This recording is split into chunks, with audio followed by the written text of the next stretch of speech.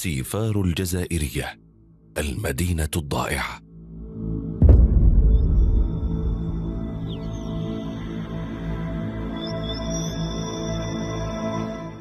الداخل إليها مفقود والخارج منها مولود، حيكت حولها الروايات والأساطير.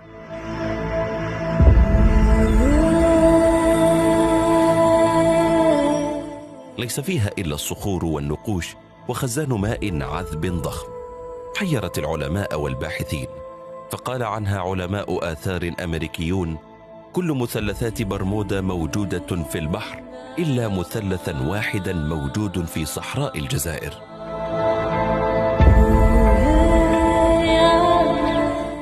وسط صحراء جانت بمحافظة إليزي جنوب شرق الجزائر تقع مدينة سيفار، سيفار الضائعة، مدينة الأحجار، برمودا البر، جميعها أسماء أطلقت عليها بسبب غرابتها.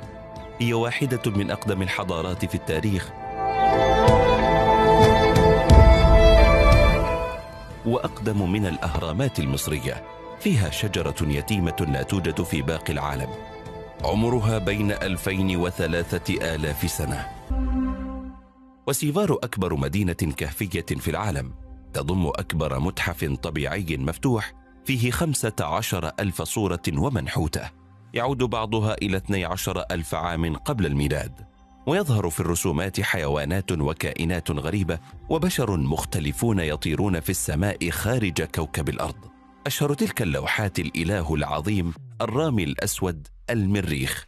وفي 1982 أدرجت سيفار على لائحة التراث العالمي، لكن هذا لا يعني أنها متاحة للجميع، فالجيش الجزائري يمنع الدخول إليها دون مرشد سياحي، لأن الداخل إليها مفقود. أخبرنا، هل تشجعت على زيارة سيفار؟